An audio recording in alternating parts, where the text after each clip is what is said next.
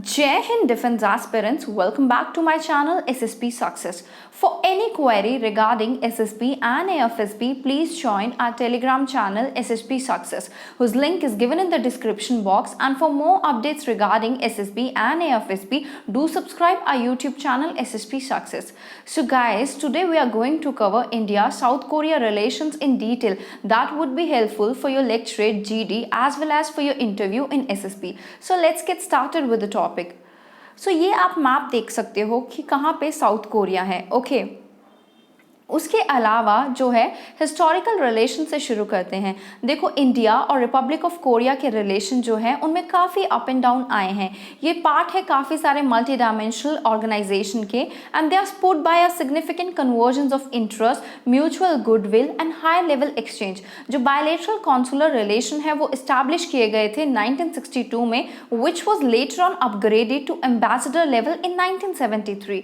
In course of time जो Republic of Korea है उन्होंने ओपन मार्केट पॉलिसीज को जो है रेजोनेंस दी with India's economic liberation and look east policy as well as act east policy को भी.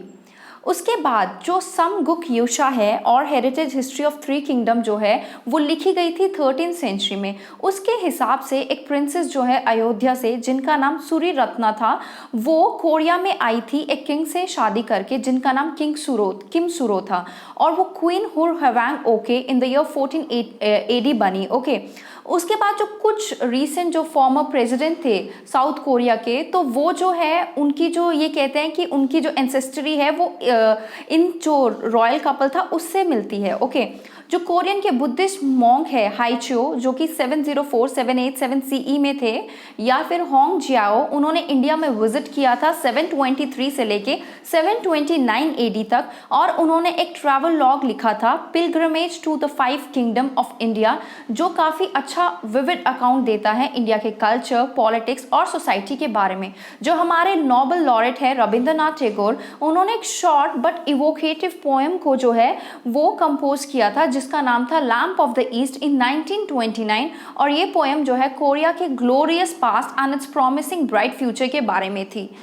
Apart from that, now let's talk about the political relation. See, जब Korean war हुई थी 1950 से 53 के बीच में तो इंडिया ने काफ़ी मेजर रोल प्ले किया था in ceasefire agreement that was sign between the warring side which is North Korea and South Korea और सीज फायर को डिक्लेयर किया गया था 27 जुलाई 1953 में.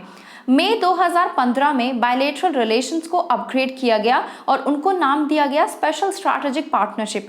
इंडिया जो है वो मेजर रोल प्ले करता है साउथ कोरिया के southern policy under which Korea is looking at expanding relation beyond its immediate region. Similarly South Korea जो है वो मेजर प्लेयर है इंडिया की एक्ट ईस्ट पॉलिसी का अंडर विच इंडिया जो है प्रमोट करती है economic cooperation, cultural ties, develop करती है स्ट्रैटेजिक रिलेशन दूसरी कंट्रीज के साथ जो कि एशिया पैसिफिक में है. इकोनॉमिक रिलेशन की बात कर लेते हैं. जो करंट बायलैटरल ट्रेड है इंडिया और साउथ कोरिया के बीच में दैट इज 21 बिलियन USD और टारगेट जो है वो सेट किया गया है 50 बिलियन USD का बाय द ईयर 2030. इंडिया और साउथ कोरिया ने साइन किया है कॉम्प्रिहेंसिव इकोनॉमिक पार्टनरशिप एग्रीमेंट 2010 जो फैसिलिटेट करेगा ग्रोथ ऑफ ट्रेड रिलेशन को. ये जो इन्वेस्टमेंट है कोरिया की साइड से उसके बाद इंडिया ने लॉन्च किया Korea plus facilitation cell under invest India to guide, assist and hand hold investors. जो इंडिया का शेयर है कोरिया की ग्लोबल ट्रेड में दैट इज 1.72% इन 2020 और इंडिया जो है वो कंट्रीब्यूट करता है कोरिया के ग्लोबल इंपोर्ट में. पहले वो जो 2001 में 0.78% हुआ करता था बट अब वो 1.05% है एज पर दी 2020.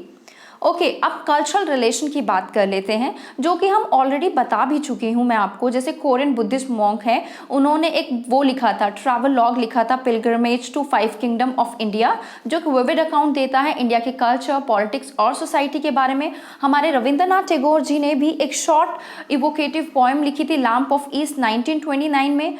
उसके बाद जो है फर्दर जो कल्चरल एक्सचेंज को एनहांस करने के लिए इंडिया और साउथ कोरिया ने इंडियन कल्चरल सेंटर्स को इस्टेब्लिश किया सियोल में इन अप्रैल 2011 और फिर बुसान में इन दिसंबर 2013. Now, both the countries, they are part of multilateral platform that is shared by both the countries, जैसे यूनाइटेड नेशन हो गया, वर्ल्ड ट्रेड ऑर्गेनाइजेशन हो गया, एशियन प्लस हो गया, ईस्ट एशिया समिट हो गया, G20 हो गया। अब इंडियन कम्युनिटी की बात कर लेते हैं। देखो, total number of Indian nationals जो हैं, जो रिपब्लिक ऑफ कोरिया में रह रहे हैं, that is estimated to be around 11,000। ठीक है, और इनमें 1,000 जो है इंडियन स्कॉलर्स है जो परस्यू कर रहे हैं their post graduation and PhD programmes, mostly in pure science in Korea. उसके अलावा काफ़ी सारे प्रोफेशनल जो हैं वो IT, शिपिंग, ऑटोमोबाइल के सेक्टर में भी काम करते हैं, और वो इमिग्रेट कर गए हैं रिपब्लिक ऑफ कोरिया में काम की वजह से। और वो जो है मोस्टली सैमसंग, LG, उसके बाद हुंडई, टाटा, TCS के साथ काम कर रहे हैं। ओके, अब लेटेस्ट एग्रीमेंट्स की बात कर लेते हैं दोनों कंट्रीज़ के बीच में। रिसेंटली इंडिया के डिफेंस मिनिस्टर और साउथ कोरियन के काउंटर पार्ट ने इनॉग्रेट किया इंडो कोरिया फ्रेंडशिप पार्क इन अ सेरेमनी एट दिल्ली कैंटोनमेंट। उसके बाद दोनों मिनिस्टर्स ने बायलैटरल मीटिंग को कंक्लूड किया और डिफरेंट एरियाज ऑफ कोऑपरेशन को एक्सप्लोर किया।